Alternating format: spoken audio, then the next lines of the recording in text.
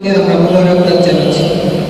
এ পর্যায়ে যেহেতু অনেক রাত হয়ে গেছে, আমরা মূল বক্তব্যে চলে যাব। এ পর্যায়ে বক্তব্য রাখার জন্য অনুরোধ করছি বাংলাদেশ জামাতে ইসলামী কেন্দ্রীয় কর্মপরিষদ সদস্য, বাংলাদেশ জামাতে ইসলামী ঢাকা মহানগর উত্তরের সংগ্রামী সেক্রেটারি ডক্টর মোহাম্মদ রেজাউল করিম।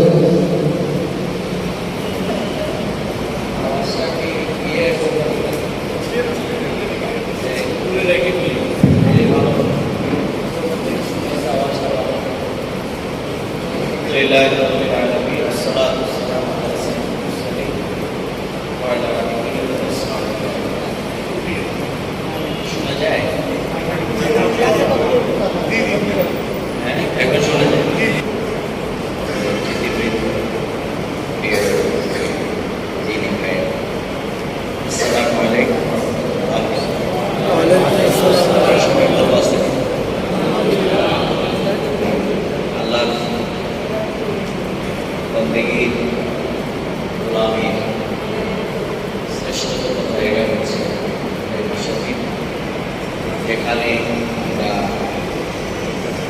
রাত্রে ইবাদতের জন্যই আল্লাহ তাআলা যেন বিশেষ পর্যন্ত তৌফিক দান করেন। আল্লাহ তাআলা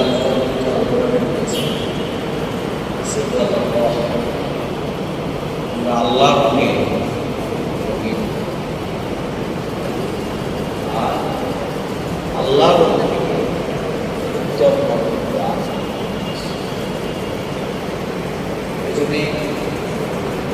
হচ্ছে আল্লাহ নবী নিজের জীবনকে লাগানোর যে সুযোগ, এটি শুধুমাত্র মসজিদের মধ্যে, বরং আমাদের জীবনের প্রত্যেকটি দিক এবং বিভাগেই আমাদেরকে আল্লাহ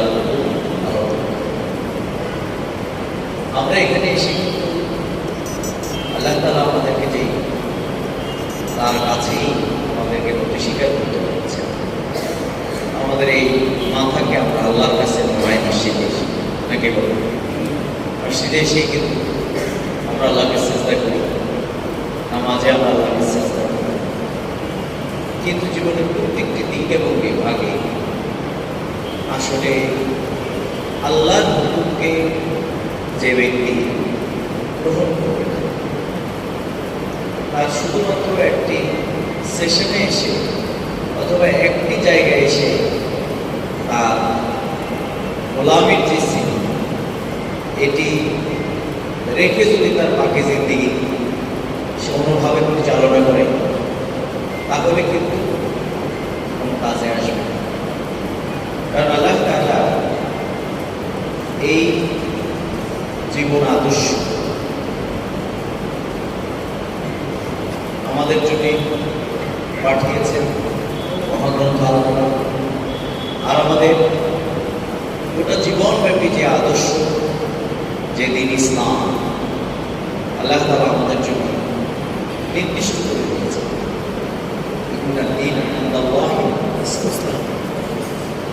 এটা শুধুমাত্র জীবনের কোনো একটি অধ্যায়ের জন্য, বরং আফাতুমিনুনা বিবাদিল কিতাব من يفعل ذلك منكم إلا خزي في الحياة الدنيا ويوم القيامة يردون إلى أشد العذاب। যারা মুনাফিক হয়ে গেছে তারা কিন্তু আল্লাহ রাসূলের পেছনে নামাজ আদায় করতে অস্বীকার করে,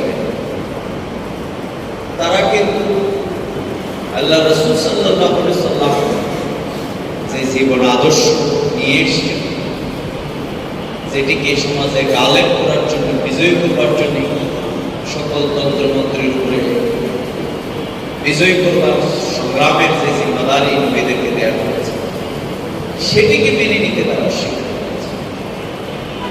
এজন্য নামাজ রোজা বর্জনের মধ্যে কিন্তু মুনাফিক হয় নাই, মুনাফিক হয়েছে আল্লাহ রাসূলের নেতৃত্বকে যারা মেনে নিতে পারে না।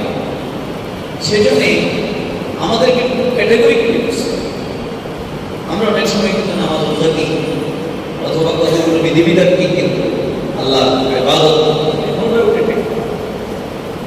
কিন্তু তার থেকেও আল্লাহর কাছে তার ঈমান থাকা না থাকা, তার ঈমানদার হওয়া অথবা মুনাফিক হয়ে যাওয়া, এটির পার্থক্য করেছে কিন্তু জিহাদ ফিসাবিলিল্লাহ।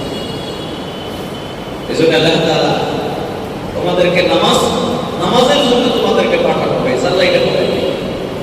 বরং আল্লাহ তাআলা বলছে ওয়াজাহিদু ফিল্লাহি হাক্কা জিহাদিহি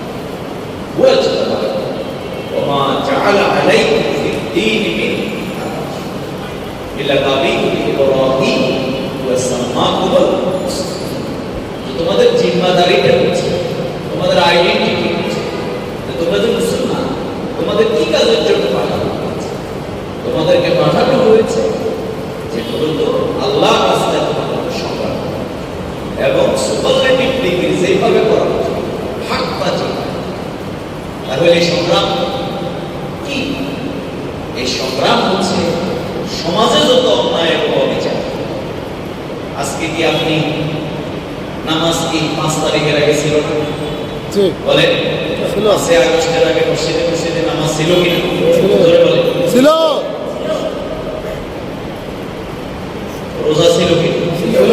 হজ ছিল কি? যাকাত ছিল কি? ছিল।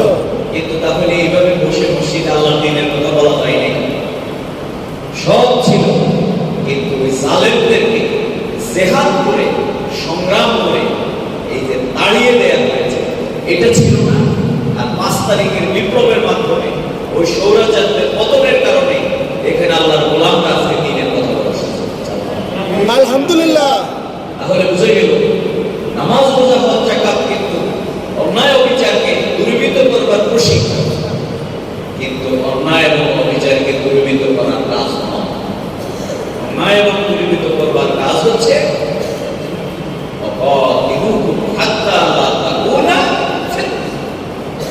নামাজ, রোজা, অন্যায় অবিচার দূরীভূত করা একবার রেকটিফাইয়ের পদ্ধতি, কিন্তু অন্যায় এবং অবিচার দূরীভূত হবে যতক্ষণ পর্যন্ত এই জিহাদ ফিসাবিলিল্লাহ এই কাজ অব্যাহত।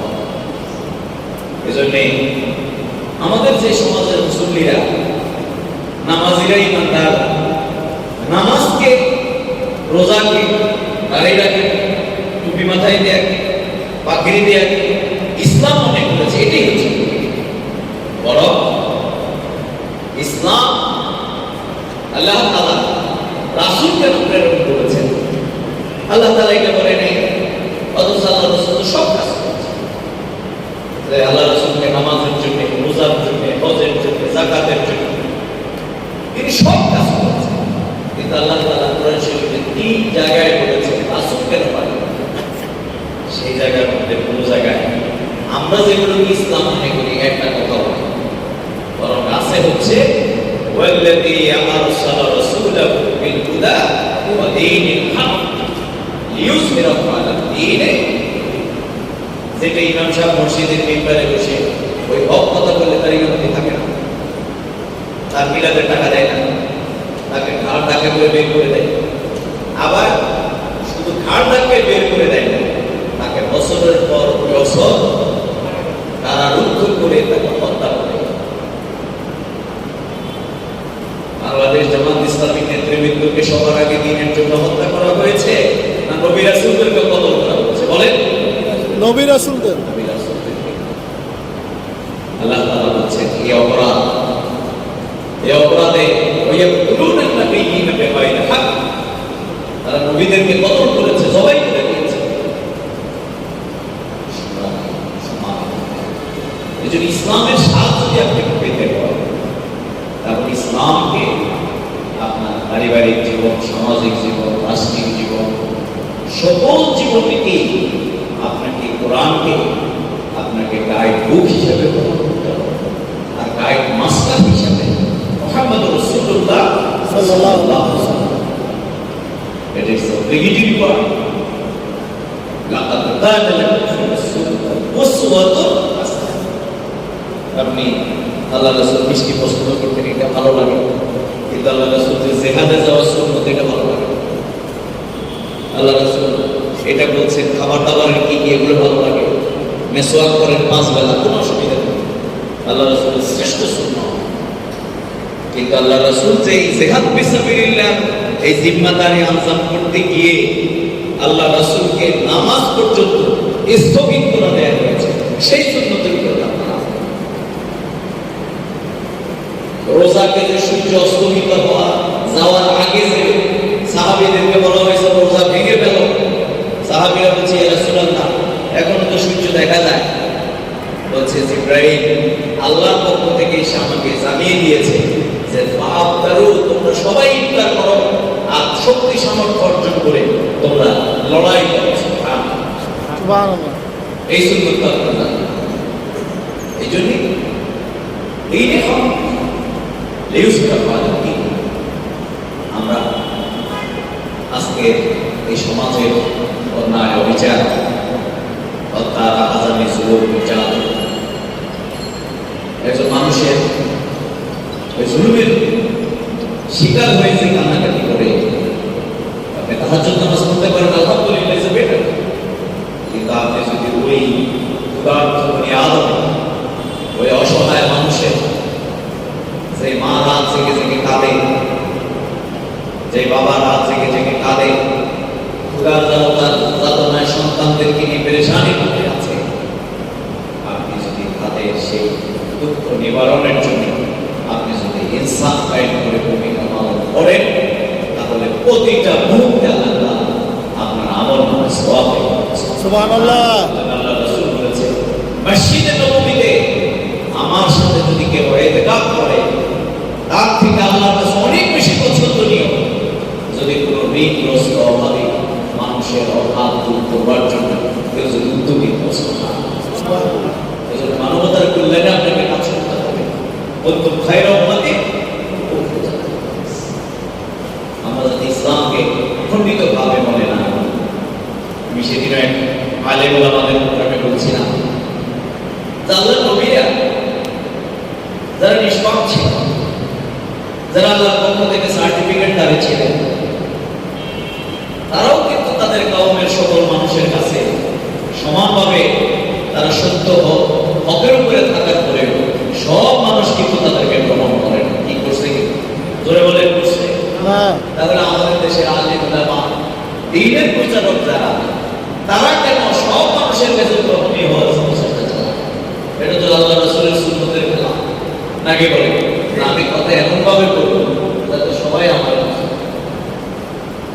তাহলে আল্লাহ রাসূলের যুদ্ধের নেতৃত্ব দেওয়ার দরকার ছিল না। আবার আল্লাহ রাসূলকে বিতাড়িত করার এই আয়োজন, হত্যার এই আয়োজন তারা করত নাকি বলে? এই জন্য এখন আপনার প্রশ্ন যে এগুলো আসল কোনটা, আসল সহি তরিকা কোনটা, এটা আপনি কি করে নেন? এটা সার্টিফিকেট দেওয়ার জিম্মাদারি, এটা আলজামা